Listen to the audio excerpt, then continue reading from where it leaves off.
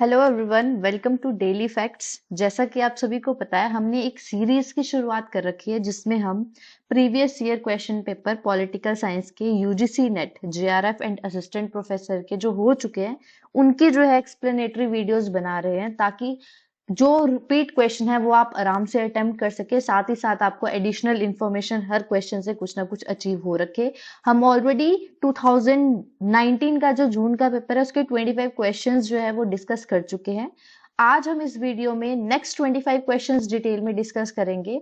हम इसको ये वीडियो लेंदी है, इसीलिए मैंने इसको पार्ट्स में डिवाइड कर रखा है, बिकॉज हम सिर्फ बोल नहीं रहे, मतलब ये एक्सप्लेन सिर्फ आंसर नहीं बता रहे हैं, हम उसके साथ एक्सप्लेनेशन भी कर रहे हैं, तो इसीलिए थोड़ी लेंदी हो रही है वीडियोस। बट एक्सप्लेनेशन आपके लिए बहुत जरूरी है, क्योंकि आप एक क्वेश्चन से चार चार अलग क्वेश्चन देख सकते हैं। जैसा कि अगर हम बुक्स एंड ऑथर्स की बात करें तो आपको चार मैच द फॉलोइंग में बुक्स आती है, क्या पता उनमें से आगे जाके आपको कोई बुक आगे एग्जाम में आ जाए, जिसकी वजह से आप एलिमिनेशन मेथड से आराम से क्वेश्चन सॉल्व कर सके। इसीलिए ये थोड़ा टाइम कंज्यूमिंग है। तो आई होप आपको फर्स्ट वीडियो पसंद आई होगी, आप उसे देखिए, फिर आगे के ये क्वेश्चंस देखिए इन कंटिन्यूएशन। हम 25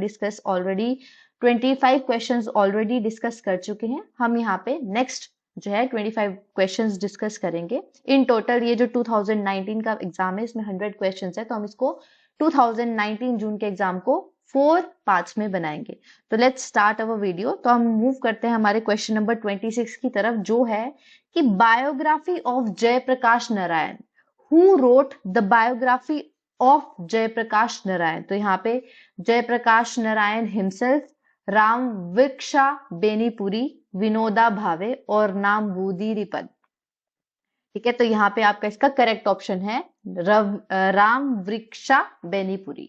next question number 27, the idea of justice as fairness is in royalism theory flows from. तो यहाँ पे ये क्वेश्चन से आपको क्वेश्चन से ही एक आंसर फॉर्म में एक क्वेश्चन आपका बन गया कि idea of justice of fairness, मतलब जस्टिस ऑफ फेयरनेस की थ्योरी जो है वो किसने दे रखी है? तो आपके जस्टिस ऑफ फेयरनेस की थ्योरी जो है वो आपके जॉन रॉल्स ने दे रखी है। और अगर हम साथ ही में इसका बुक भी मेंशन कर देते हैं कि जस्टिस ऑफ जो ये फेयरनेस की थ्योरी है ये उसने कौन सी बुक में दे रखी है, तो अ थ्योरी ऑफ जस्टिस, ये जॉन रॉल्स की बुक है और ये 1971 में पब्लिश हुई है। तो यहाँ पे ये जो जस्टिस ऑफ फेयरनेस की थ्योरी है, ये आइडिया जो है वो फ्लो करता है इंडिविजुअल से, सोसाइटी से, स्टेट से या नेशन। तो ये आइडिया जो है वो इंडिविजुअल से फ्लो करता है। अगर आप सभी ने रॉयलिज्म की जस्टिस ऑफ फेयरनेस थ्योरी पढ़ी है तो वहां पे एक इंपॉर्टेंट थ्योरी है इनकी, व्हील ऑफ इग्नोरेंस। ठीक है, वहां पे व्हील ऑफ इग्नोरेंस में जो है ये वहां से डायरेक्ट पता चलता है कि यहाँ पे ये इंडिविजुअल की बात हो रही है। तो the idea of justice as fairness flows from individual. The conception of justice as fairness was given by John Rawls in his book A Theory of Justice 1971. He describes here certain basic minimum principle on which any conception of justice has to be based. Certain minimum principle बताए हैं जिसपे जो है आपका justice जो है वो based होएगा।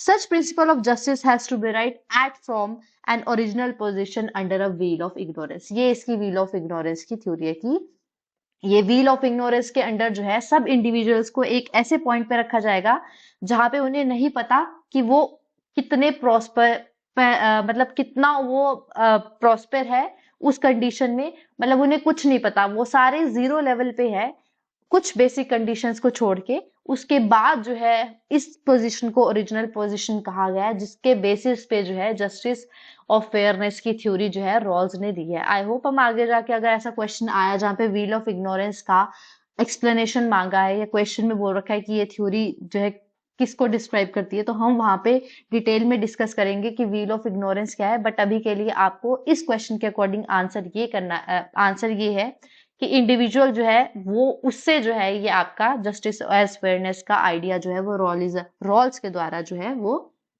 फ्लो हुआ है। Next question number 28, who wrote the book multicultural citizenship a liberal theory of minority rights? अब इंपॉर्टेंट आपको क्वेश्चन से ही दो पॉइंट्स बन गए। पहला, multiculturalism citizen a liberal theory of minority rights जो है वो कौन से ईयर में लिखी गई है? 1995। ठीक है, वेरी इंपॉर्टेंट। नेक्स्ट, यहाँ से एक और इम्पोर्टेंट आपको कंसेप्ट ये समझना है कि कंसेप्ट तो क्या, आपको मतलब ये देखना है कि आपको जो है बुक और किसने वो बुक लिखी है, और डेट्स भी पूछ लेते हैं। तो अगर आप पीवाईक्यूज हमारे साथ कर रहे हैं तो डेट्स जो हम पढ़ चुके हैं वो तो याद हो ही जाएगी, क्योंकि एक बार अगर देख रखी हो तो थोड़ा सा याद रहता है। तो यहाँ पे जो बुक है वो 1995 में लिख रखी है, ये मल्टीकल्चरलिज्म। तो पूछा है मल्टीकल्चरल सिटीजनशिप, तो ये बुक किसने लिखी है? T H. Marshall, B S. Turner, Will Kymlicka और बीखू पारिक। तो इसका राइट आंसर है विल केमलिका। तो विल केमलिका जो है उन्होंने multicultural citizenship a liberal theory of minority rights जो है वो दी है, मतलब वो बुक लिखी है। यहाँ पे ये the increasingly multiculturalism fabric of modern society has given rise to many new issues and conflict. तो यहाँ पे मैं हिंदी में भी एक्सप्लेन कर देती हूँ। तो ये बोल रहे हैं कि जो आपकी मॉडर्न सोसाइटी में जो मल्टीकल्चरलिज्म है उसकी वजह से जो है वो बहुत सारे कॉन्फ्लिक्ट्स और इश्यूज हो गए हैं, जैसे एथनिक और नेशनल माइनॉरिटीज जो है वो अपनी डिमांड करना शुरू कर दी है उन्होंने, कि उनको जो है उनकी कल्चरल आइडेंटिटी के बेसिस पे जो है वो रिकॉग्नाइजेशन मिले। तो ये जो बुक है यहाँ पे ये जो बुक है वो प्रेजेंट कर रही है एक न्यू कंसेप्शन राइट और स्टेटस ऑफ माइनॉरिटी कल्चर का। तो यहाँ पे मल्टीकल्चरलिज्म सिटीजनशिप में आपको ये ध्यान रखना है कि ये बुक जो है वो माइनॉरिटी कल्चर के बारे में जो है वो डिस्कस कर रही है। यहाँ पे बोला जा रहा है कि क्योंकि सोसाइटीज मॉडर्न हो गई है जिसकी वजह से बहुत सारे कॉन्फ्लिक्ट एंड इश्यूज आ रहे हैं। तो multiculturalism, multicultural citizenship, a liberal theory of minority rights जो है वो आपकी विल केमलिका ने दी है। Very important. Question number 29. Which one of the following is incorrect with regard to postmodernism? तो postmodernism के अकॉर्डिंग कौन सी स्टेटमेंट जो है वो इनकरेक्ट है? Primacy of consumption instead of knowledge, deconstruction of totality, commonality to greatness या historical tendency। तो यहाँ पे इनकरेक्ट जो है वो है historical tendency। ठीक है, वेरी इंपॉर्टेंट, याद रखना। पोस्ट मॉडर्निज्म की थ्योरी जो है वो हम अलग से वीडियो में आपको एक्सप्लेन करने की कोशिश करेंगे। ये जो आपके यूनिट्स है इसमें post modernism, multiculturalism, dependency theory etcetera etcetera, जितनी भी ये इंपॉर्टेंट चीजें हैं, एलाइड थ्योरी, ये सब जो है वो एक्सप्लेनेटरी वीडियोज में अलग से लेके आएंगे। अभी के लिए आपको ये स्टेटमेंट्स याद रखनी है। ओके, तो next question number 30। Who stated that the life of man is solitary, poor, nasty, brutish and short? ये क्वेश्चन बहुत बारी रिपीट हो चुका है अगर आपने वेस्टर्न पॉलिटिकल थिंकर ढंग से पढ़े हैं। और western political thinkers, western political thought, ये जो है सबसे ज्यादा इंपॉर्टेंट टॉपिक है आपके। तो यहाँ पे 4 दे रखे हैं, मैकेवली, हॉब्स, लॉक और रॉश। जे रॉश, रूशे भी कुछ लोग बोलते हैं, रॉश रूशु भी कुछ लोग बोलते हैं। तो जैसे भी आपको थिंकर्स को प्रोनाउंस करना आप वैसे कीजिए। यहाँ पे ये जो स्टेटमेंट है वो हॉब्स देते हैं। तो हॉब्स ने जो है वो स्टेट ऑफ नेचर को कैरेक्टराइज किया है कि war of every man against every man. State of nature में जो लोग हैं वो एक दूसरे के साथ जो है हमेशा वॉर में ही रहते हैं, और वो मैन जो है वो स्टेट ऑफ नेचर में अगर ऐसे हैं तो इसका मतलब वो कैसे हैं? Poor, nasty, brutish and short. तो ये जो मैन है उनका जो डिस्क्रिप्शन है वो हॉब्स ने ऐसा दे रखा है कि ये पुअर है, नास्टी है, ब्रूटिश है एंड शॉर्ट है। The only law that exist in the state of nature are not convenient force between people but principle based on self preservation. ठीक है, यहाँ पे अगर लॉज कुछ है तो वो सेल्फ प्रिजर्वेशन के बेसिस पे है। ओके, इसको हम ज्यादा डिटेल में नहीं जाएंगे। बस आपको ये याद रखना है कि क्योंकि स्टेट ऑफ नेचर एक ऐसी नेचर है जहां पे सब सेल्फिश है, इसीलिए वहां पे हर बंदा दूसरे बंदे के साथ वॉर में रहता है। ठीक है, नेक्स्ट इंपॉर्टेंट क्वेश्चन। देखिए यहाँ पे पैराग्राफ की फॉर्म में भी क्वेश्चन पूछे गए हैं प्रीवियस ईयर क्वेश्चन पेपर में, और अभी भी ऐसे क्वेश्चन आते हैं। तो यहाँ पे पैराग्राफ दे रखा है और उसके बेसिस पे आपको बोला है कि आंसर देना है। तो democratic politics has undergone significant transformation in the last 7 decades of post-independence India. While electoral participation has increased significantly over the decades, Primordial identities as rooted primarily in caste have further strengthened politicization of caste as well as casteization of politics. The 21st century market state in India has paved the way for the third democratic upsurge. However, instead of dismantling the primordial structures in its pursuit of development, the market state seems to be oscillating between populism and governance.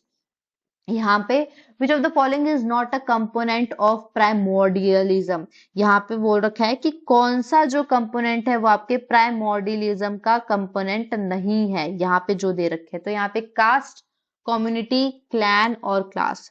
अभी के लिए यहाँ पे जो answer है वो है class. तो यहाँ पे पॉलिटिसाइजेशन ऑफ कास्ट भी हम पढ़ेंगे। इसी क्वेश्चन पेपर में आपके पॉलिटिसाइजेशन ऑफ कास्ट के ऊपर क्वेश्चन है कि ये किसने थ्योरी दे रखी है। तो हम ये सारे अभी आगे देखेंगे। अभी के लिए आंसर देख लीजिए कि क्लास जो है वो जो है आपका प्राइमोर्डियलिज्म का जो है वो कंपोनेंट नहीं है। Question number 32, who among the following are the exponents of three democratic upsurges in the democratic politics of India? तो ये जो है थ्री डेमोक्रेटिक अपसर्जेस का जो है डेमोक्रेटिक पॉलिटिकल इंडिया में उसके जो एक्सपोनेंट है वो कौन है? Atul Kohli, Rudolph, Lloyd and Susanne Rudolph, Partha Chatterjee, of none of the above.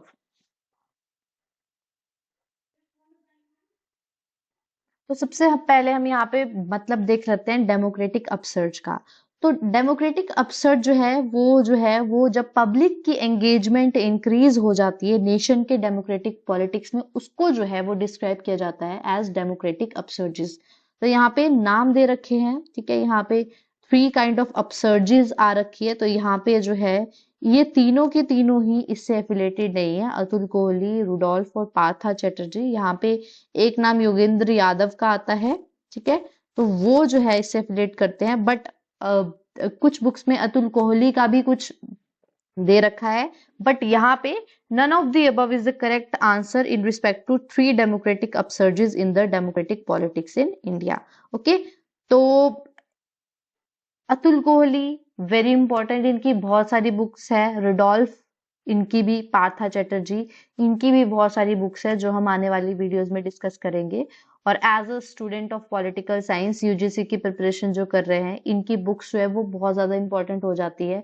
बहुत बारी इनकी बुक्स के बारे में एग्जाम्स में पूछा गया है, तो काइंडली आप इनकी बुक्स को नोट करके भी रखिए। और मैं भी इन इंडियन थिंकर्स की जो बुक्स है आपकी जो इंडियन पॉलिटिकल थॉट थिंकर्स की बुक्स है उसको जो मैं अलग से एक वीडियो में आपके लिए दे दूंगी। प्लीज अगर आप इन वीडियोस को देख रहे हैं, अगर आप चाहते हो कि आपको एक ही जगह बिना कहीं जाए हुए इन सब की बुक्स की वीडियोस चाहिए तो आप कमेंट सेक्शन में बताइए, तभी मैं आपको वो बुक्स के ऊपर वीडियो एक लेके आऊंगी।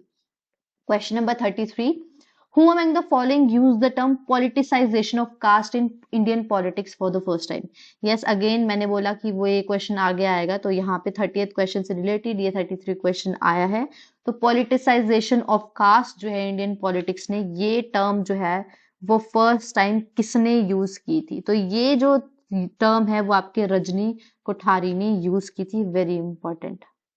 Next, which of the following is incorrect with regard to the plan holiday? यहाँ पे plan holidays जो आपके इंडिया का एक बहुत ही इंपॉर्टेंट टॉपिक है, मतलब 5 ईयर प्लान जो है जो आपके इंडिया के इकोनॉमिक्स का बहुत इंपॉर्टेंट टॉपिक है, उससे रिलेटेड ये क्वेश्चन है।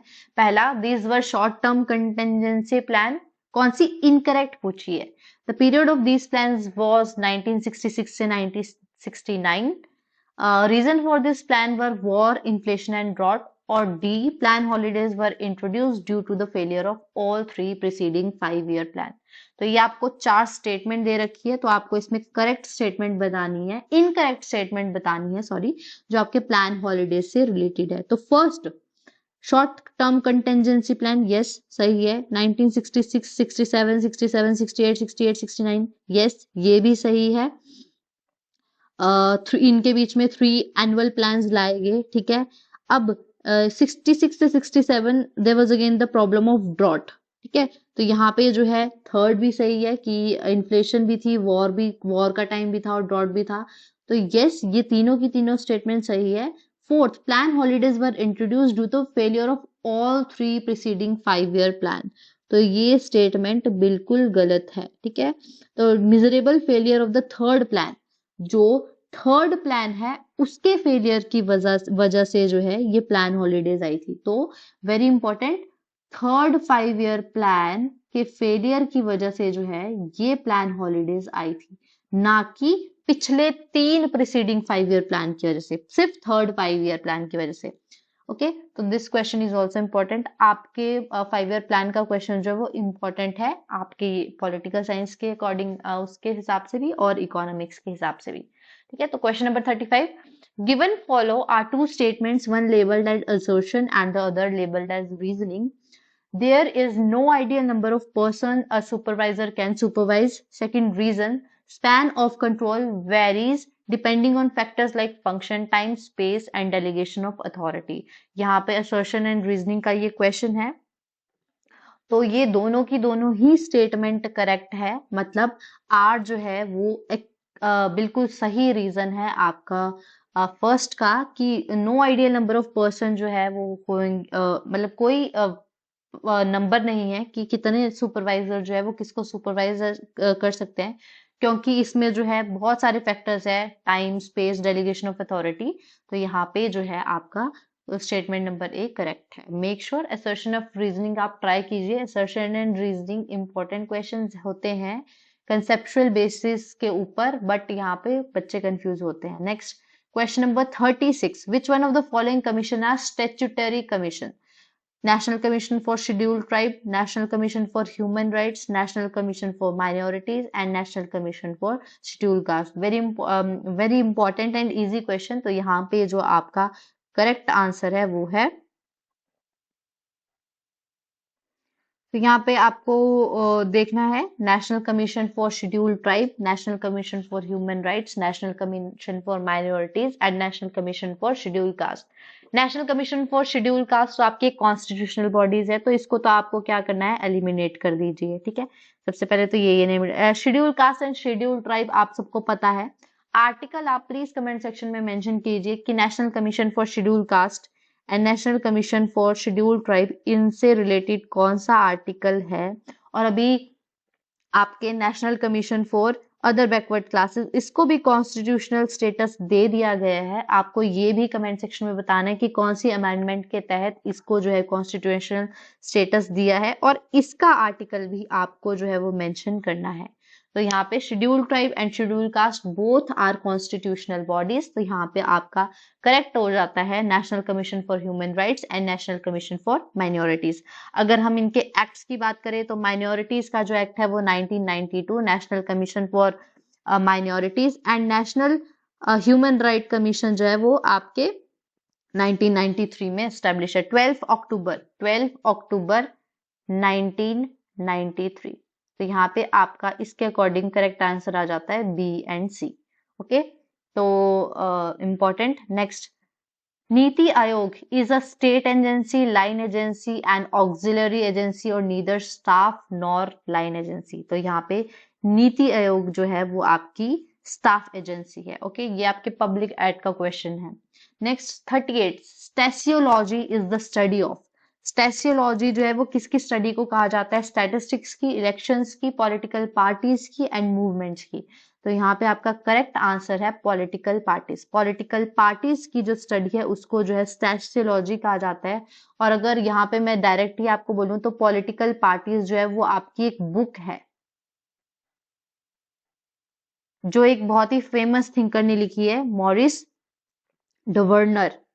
ओके, तो उन्होंने अपनी ये जो बुक है उसमें इस टर्म को जो है वो डिस्क्राइब किया है, क्वाइन किया है 1951 में, और वहां पे इसको जो है स्टेशियोलॉजी जो है वो पॉलिटिकल पार्टीज की स्टडी को कहा जाता है। Very important. ओके सॉरी, तो यहाँ पे वन करेक्शन है, पॉलिटिकल पार्टीज जो है, really very sorry, political parties जो है वो आपकी रॉबर्ट माइकल्स की बुक है, ठीक है।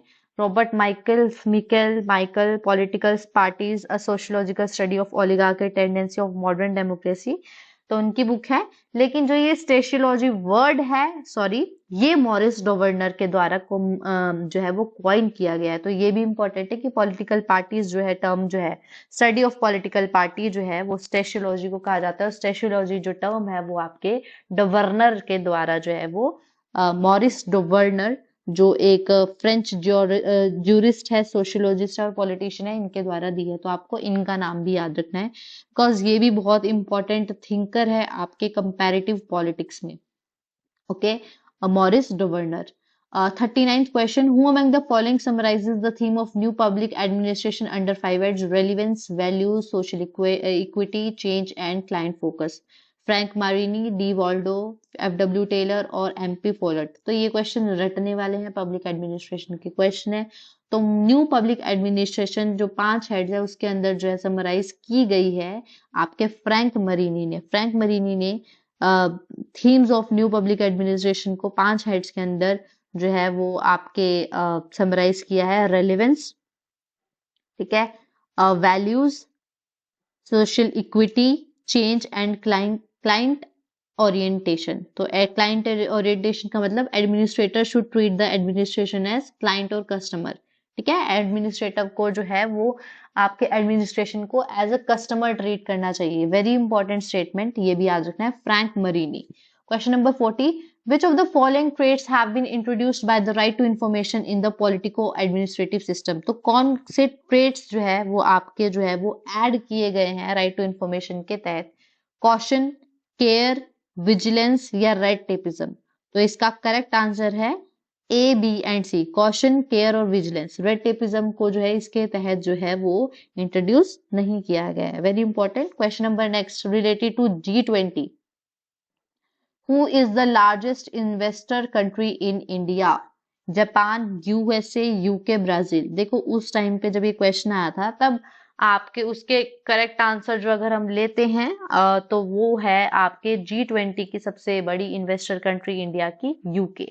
Very important. तो G20 one of the important topics. आपको क्वेश्चन भी आ सकता है कि कौन कौन सी कंट्री G20 पे अभी रिसेंटली जो है G20 की समिट भी हुई है, आपको वो भी कमेंट सेक्शन में बताना है कि कहाँ हुई है। Next question 42, new democracy as hegemony of the workers, peasants and other marginalised sections of the society is associated with which one of the following?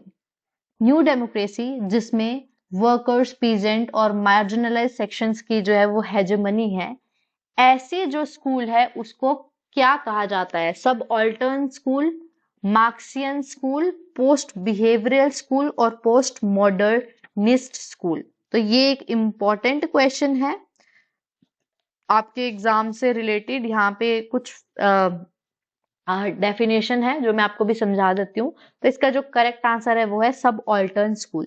तो new democracy as hegemony of the workers, peasants and other marginalised section of the society is associated with subaltern school. ये जो subaltern है in this context is a work of Italian Marxist Antonio Gramsci. तो Gramsci ने जो है वो ये सब ऑल्टर्न का कॉन्सेप्ट दिया है। अगेन इंपॉर्टेंट, आप इसको भी नोट डाउन करके लिखिए कि सब ऑल्टर्न स्कूल जो है वो ग्रामशी से रिलेटेड है। ग्रामशी, इसका कंसेप्ट उन्होंने दिया है। The term semantic range has evolve from its first usage by Ranajit Guha. तो पहली टाइम जो इसका थोड़ा यूज किया था वो रंजीत गुहा ने किया था और इसको फॉलो किया ग्रामशी ने। ये रेफर करता है पीजेंट्स को जिनको जो है वो इंटीग्रेट नहीं किया गया था इंडस्ट्रियल कैपिटलिस्ट सोसाइटी में। अब जो है उस टाइम पे जो है ये रेफर किया गया था पीजेंट्स को। अब जो है ये रेफर करता है किसी भी पर्सन और किसी भी ग्रुप को जो इंफीरियर है रैंक में, क्योंकि किस चीज की वजह से? Race, class, gender, sexual orientation, ethnicity और रिलीजन। तो अगर इनके बेसिस पे कोई भी आपका जो है पर्सन और ग्रुप इंफीरियर रैंक पे है तो उसके लिए जो है ये टर्म जो है वो रेफर की है सब ऑल्टर्न। और न्यू डेमोक्रेसी में यही कहा गया है कि ये जो है अब इनकी हेजेमनी है। ठीक है, हेजेमनी के बारे में बात की है। तो ये जो है आपके ग्रामशी ने दिया है subaltern school. Again important, आप यहाँ पे एड ऑन भी कर सकते हैं। ग्रैमशी, ये एक इटालियन मार्क्सिस्ट थे, एंटोनियो ग्रैमशी। ओके, तो next, which one of the following does not form the basis of difference between voluntary organisation and NGO? कौन सा इनमें से डिफरेंस नहीं क्रिएट कर रहा वॉलंटरी ऑर्गेनाइजेशन और एनजीओ के बीच में? Philanthropy, membership, funding and commitment to the secular and democratic ideals. तो ये जो लास्ट है, commitment to the secular and democratic ideals, ये जो है वो डिफरेंस नहीं फॉर्म कर रहा, ये दोनों में सिमिलर है। ओके, तो 43rd का आपका आंसर है D, commitment to the secular and democratic ideals. Next, given below are two statements, फिर assertion एंड रीजनिंग, इन दोनों के बेसिस पर आपको आंसर देना है। पहला, nation and nationalism can validly be conceptualized and defined but without being generalized in common theorization. Reasoning, there can be discourse not common theories on nation and nationalism. तो यहाँ पे आपको करेक्ट जो है वो बताना है। तो यहाँ पे आपका जो आंसर है, इसको एक बार दोबारा देख लेते हैं। Nation and nationalism can variedly be conceptualised and defined but without being generalised in common theorisation. There can be discourses not common theories on nation and nationalism. तो यहाँ पे आपका जो करेक्ट ऑप्शन है वो ए है, सही मतलब assertion एंड रीजनिंग दोनों करेक्ट है, और आर जो है वो करेक्ट एक्सप्लेनेशन है आपकी ए की, sorry. Next, very important question. When diplomacy ends, war begins. Who said this? ये lines कि जब डिप्लोमेसी खत्म हो जाती है तब जो है वॉर हो जाती है। डिप्लोमेसी एंड्स मतलब जब डिप्लोमेसी नहीं, मतलब डिप्लोमेसी से सॉल्यूशन नहीं आएगा तब वहां पे वॉर बिगिन होती है। अडोल्फ हिटलर, नेपोलियन बोनापार्ट, मार्गेंथू या माओ सी तुंग। तो इसका करेक्ट आंसर है आपका Adolf Hitler. Adolf Hitler said that when diplomacy ends war begins. In international politics, nations do not go to war without pursuing any diplomatic channels. तो पहले international relations में diplomatic channels के through बातचीत की जाती है। So first it will be negotiation through diplomatic means. They will try to find the best solution to solve the disputes and avoid conflict at all means.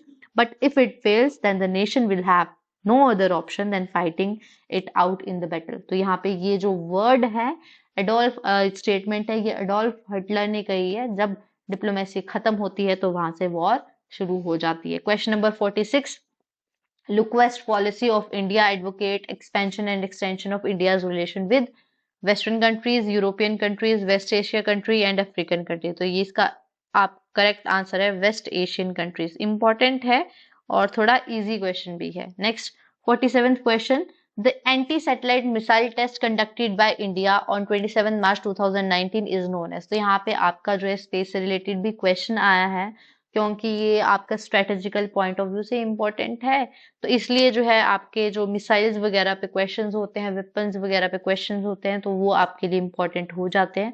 और 2019 के current affair से deal करता है question. तो अगर आपको अभी ऐसा कोई न्यूज में दिख रहा है ऐसी कोई मिसाइल, एंटी मिसाइल्स, तो उसको भी आप नोट डाउन करके रखिए, इम्पोर्टेंट है, एग्जाम में आ सकती है। तो यहाँ पे आपके 47 का आंसर है मिशन शक्ति।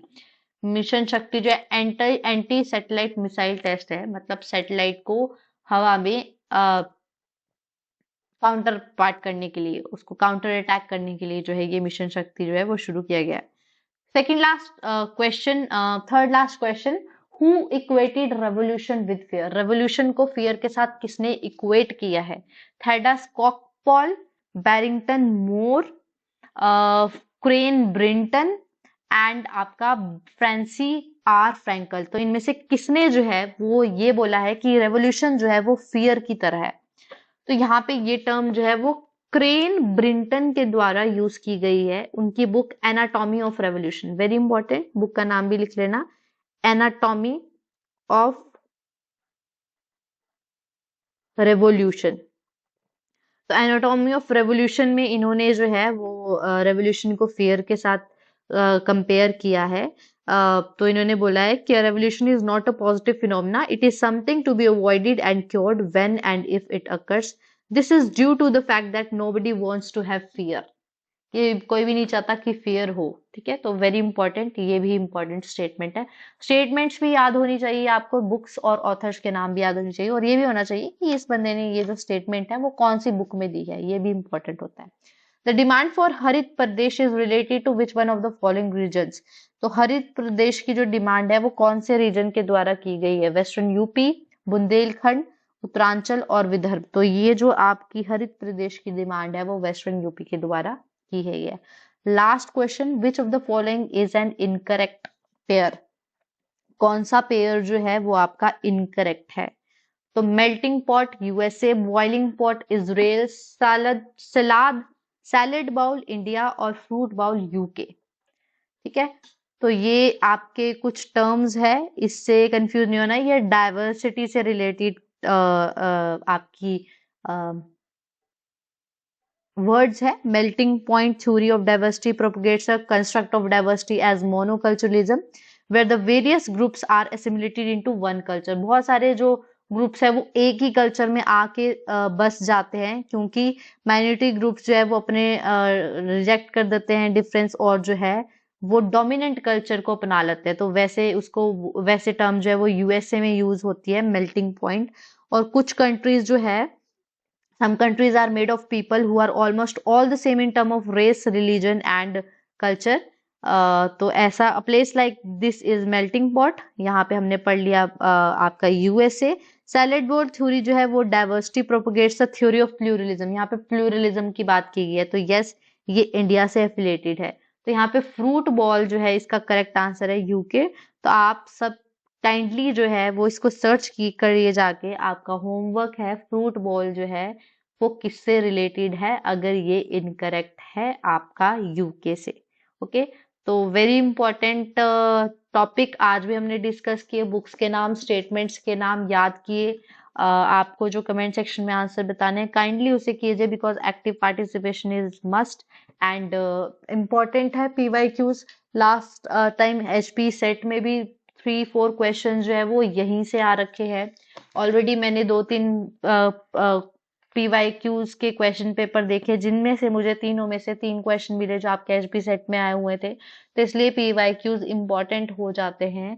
बुक्स जो है वो रिपीटेटिव है, कुछ कुछ बुक्स जो आपके रिपीट होती है, और आप एलिमिनेशन मेथड से अगर सिंगल बुक भी दी है, सिंगल बुक से भी आप थोड़ा सा प्रोबेबिलिटी के थ्रू आंसर सॉल्व कर सकते हैं। और कई कई बारी तो अगर आपको एक पता है तो आप एलिमिनेशन मेथड से पूरा आंसर ही सॉल्व कर सकते हैं।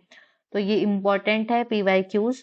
Thank you for watching this video. ज़्यादा से ज़्यादा शेयर कीजिए ताकि आपको पॉलिटिकल साइंस के क्वेश्चन पेपर्स, पॉलिटिकल साइंस के टॉपिक्स जो यूजीसी नेट से एफिलेटेड है वो आराम से आपको यहाँ पे अवेलेबल हो, आपको सर्च करने की ज़रूरत ना बने।